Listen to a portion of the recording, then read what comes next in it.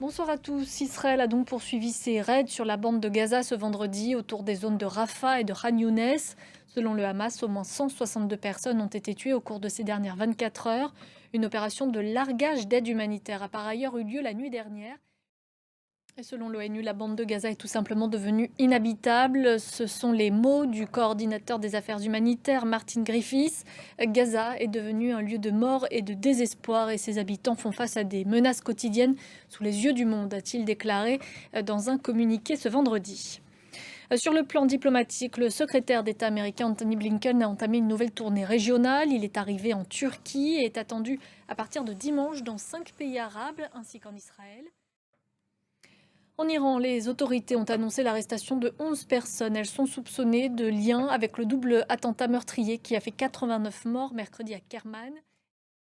En Russie, les autorités ont proposé aux habitants de Belgorod d'évacuer la ville. Depuis la fin du mois de décembre, elle est visée quasi quotidiennement par des tirs ukrainiens.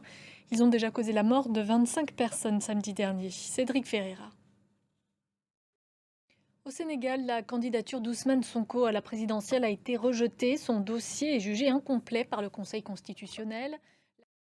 En Afrique du Sud, l'ancien champion paralympique Oscar Pistorius, condamné pour le meurtre de sa compagne il y a 11 ans, est sorti de prison. La justice a accepté sa demande de remise en liberté conditionnelle. Il a déjà purgé plus de la moitié de sa peine. Noémie Roche. La France a rendu hommage ce vendredi à une grande figure de la construction européenne, Jacques Delors, ancien ministre de l'économie sous François Mitterrand, ancien président de la Commission européenne.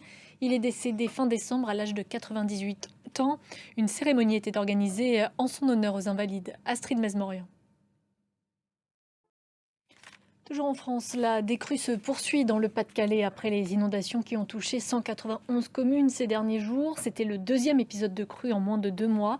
Et les habitants ne sont pas au bout de leur peine avec maintenant l'arrivée du froid. Nicolas Fleury. C'est la fin de ce journal. Merci à vous de l'avoir suivi. On se retrouve dans un quart d'heure.